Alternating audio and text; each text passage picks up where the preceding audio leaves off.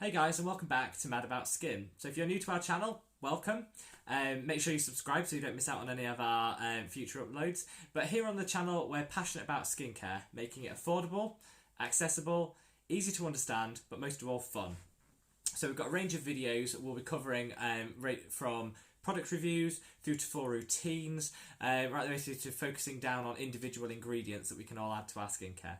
If you're a regular subscriber, welcome back. Thanks for sticking with us. And in today's video, we're going to be talking about skincare on a plane.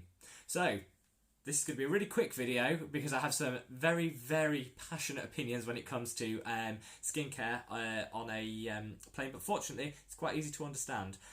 You'll see on social media, I noticed that Huda Beauty did a get ready with me on my plane journey routine. I've seen some other key influencers doing their face masks, doing their whole routine video on their whole routine once they board a plane. So, from a skincare expert, all I've got to say to you is there should be no routine on a plane. Let me explain to you why. So, planes have recycled air. It's a very dry, compressed form of air. So, the amount of air you're actually taking into your body, the amount of oxygen taken into your body, is diminished, which is often why you can feel a little bit drowsy. You can feel a little bit more lightheaded than you would on ground. Second of all, you're in quite a tight, confined space. If you're lucky enough to fly first class, maybe you have a different experience. But in cattle class, like the rest of us have to travel, it is quite a tight and confined space. And there's lots of different people around. The air's circulating in the cabin, so you get quite, whilst there's an attempt to purify it, again, germs are spread quite easily. So the reason I say never do anything to your skin on a plane is the simple fact it's just germs, germs, germs. Everything you touch, it's not easy because of the bathroom situation. It's not easy to keep your hands clean. It's not easy to keep your workspace clean. All it is germs, and whatever you have on your hands, you're putting back on your face. Also, with the level of dryness in the atmosphere, you're putting things on your face, you're then washing them off, you're messing with your skin. Your skin in the air is at its most vulnerable. It's going to be drying out, it's going to be dehydrated because you never drink enough water on a plane. It's just not available and easily accessible, so you never drink as much water on the plane as you should, and you've got the risk of cross-contamination of germs and bacteria.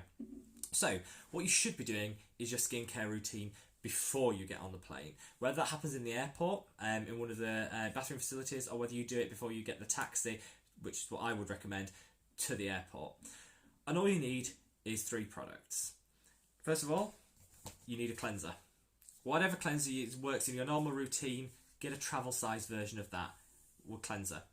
What that'll do is, particularly if you're on a long haul flight, before you get on it, that'll give you a chance to wash off any debris, any dirt, any grease, any grime, any bacteria that's already on the skin, you'll be able to get rid of. So you're starting with a fresh canvas, so when your skin is at its most vulnerable in the air, it's got its very best chance of fighting off all that rubbish and germs that could be getting into the skin. This is just the ordinary square lane cleanser, but you can use any cleanser that works for you, be it a balm, a gel, whatever you want to do. Second of all is a moisturiser. So with the moisturiser, I would step up your moisturisation game. So I like to go for a lightweight moisturiser day to day because I do feel that I don't like anything sitting too heavy on my skin. Just remember, in the air, the air is going to be so much drier than down on land. So you need to up the amount of moisturiser you've got. I usually use the natural moisturising factors with hyaluronic acid. That's the Ordinary's product, but Cetaphil is a fantastic moisturiser that you can get quite cheaply at the drugstore. Nice, thick, occlusive. You put it on the skin and it really feels like there's a product there. That's going to keep you hydrated for the duration of your flight. Then finally, and I think most importantly, this is the thing people forget, sunscreen. Higher the SPF, the better. On a plane, I put a factor 50 on. This is the factor 50 from The Ordinary, but I also really like this one by Nivea that I really like and works really well for me. And La Roche-Posay, which is a French brand, do a fantastic super hydrating factor 50 product. I'll link it up here. Really great product.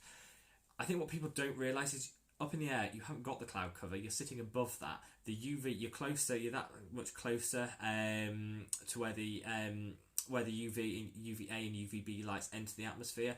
So it's so much more concentrated is the sunlight up there than it would be down on Earth. So it's all the more important to apply a sunscreen. Often this is the step people forget. You sat on a plane, it's often quite dark on a plane, you don't feel like you need that, but you absolutely do get a sunscreen. So factor 50, put it on, and that's it. Three products, hold up, 4. 3 products is all you need to be able to travel safely on a plane and protect your skin. Few tips that I would just give if you were being really hyper conscious about your skin. What I would do is, 1, never request the window seat. I see people begging for a window seat. I'm always sit in the aisle. If you sit in the aisle, you're the furthest away from the source of UVA and UVB radiation, which is obviously at the window. If you do happen to get stuck by a window seat, pull the shutter down, because that'll give you some degree of protection from the rays that are going to be coming in and hitting your skin. Second of all, drink as much water as you can. So take a bottle of water on board in the departure lounge. Take a bottle of water on board and drink as much as you can. Don't be afraid to ask the stewardesses to fill it up. I know they don't offer it really on planes, but they'll definitely fill it up if you ask them. So get your bottle refilled. And I would try, if you get the 1 litre bottles, I would try and drink 2 of the half litre, sorry, the 500 milliliter bottles. I try and drink 2 of those in a flight, just to be able to keep those hydration levels up and give your body the chance to fight all that's attacking it. And then stay away from alcohol. I know it's fun, it's in the air. I've done it myself in the past, but actually alcohol dehydrates the skin, it dehydrates the body.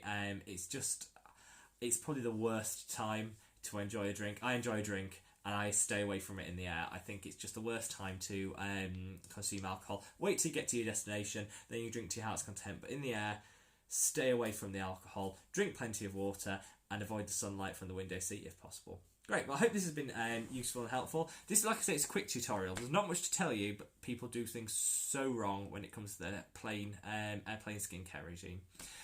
We've got a couple more videos coming up this week that'll be focusing on specifically on ingredients in our skincare, which hopefully you'll find useful. So subscribe so you don't, if you're not already, so you don't miss those.